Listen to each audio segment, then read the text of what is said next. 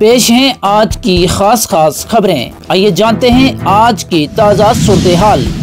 ریاسی میں میگا روزگار میلے کا انعقاد، طلبہ اور بے روزگار نوجوانوں نے بڑی تعداد میں شرکت کی۔ سیلف ڈیفنس کے ذریعے لڑکیوں کو بااختیار بنانا، گجر بکروال گرلز ہاسٹل میں یک روزہ سیلف ڈیفنس ٹریننگ پروگرام کیا گیا۔ نئی ہاؤسنگ ٹیکنالوجی 2047 میں بھارت کے رہائش کے شعبہ کو نئی شکل دے گی، doctor Jitendra Singh. Antibiotic کا غلط استعمال خاموش وبائی بیماری قرار، دنیا میں 2050 تک سالانہ 10 ملین اموات ہوگی، عالمی ادارہ صحت۔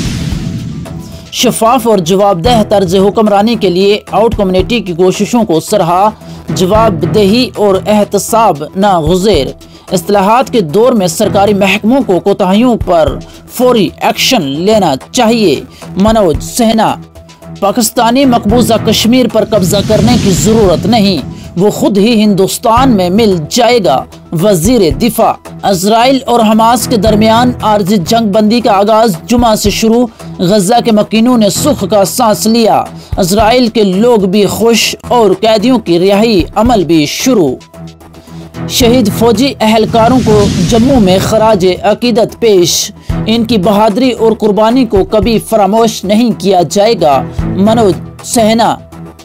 کٹھوعہ میں ضلع روڈ سیفٹی کمیٹی کا اجلاس، ٹریفک ریگولیشن کو بہتر بنانے کے لیے اقدامات۔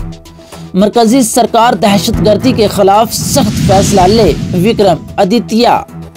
محکمہ جات کی آن لائن خدمات، ڈپٹی کمشنر رجوری صورتحال کا جائزہ لیا۔ روزگار خود پیدا کرنے والی اسکیمیں، مستحق افراد کی شناخت اور مدد کریں، D C Rajouri. Girls higher secondary school Mandi میں ہال کا افتتاح، سرکاری اسکولوں میں بہتر سہولیات کی فراہمی کے لیے پرعزم۔ کشمیر کے بیشتر علاقوں میں شبانہ درجہ حرارت میں بہتری، پہلگام سرترین جگہ۔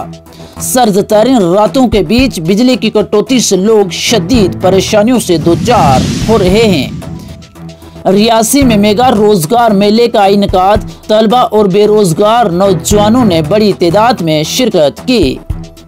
ڈپٹی کمشنر نے کشتواڑ ٹاؤن میں قومی شاہراہ کے ساتھ صفائی نکاسی آب کا معائنہ کیا۔ ڈیموکریٹک پروگریسو آزاد پارٹی میں بھاری تعداد میں نوجوانوں کی شمولیت۔ یوم دستور کی تقریبات، ریاسی میں بیداری پروگرام کا انعقاد کیا گیا۔ ریاسی میں بھیڑوں بکریوں کا پالن، 10 روزہ صلاحیت سازی تربیت شروع۔ سیلف ڈیفنس کے ذریعے لڑکیوں کو بااختیار بنانا، گجر بکروال گرلز ہاسٹل میں یک روزہ سیلف ڈیفنس ٹریننگ پروگرام کیا گیا۔ نئی ہاؤسنگ ٹیکنالوجی 2047 میں بھارت کے رہائش کے شعبہ کو نئی شکل دے گی، ڈاکٹر جتیندر سنگھ۔ ملک میں تبدیلی کے دور میں سرکاری ملازمین کا اہم کردار، مرمو۔ وکست بھارت سنکلپ یاترا کے تحت 2.7 لاکھ پنچایتوں کا احاطہ کیا جائے گا، انوراگ ٹھاکر۔ 31 مارچ 2026 تک ہماچل کو سبز توانائی والی ریاست میں تبدیل کرنے کا ہدف۔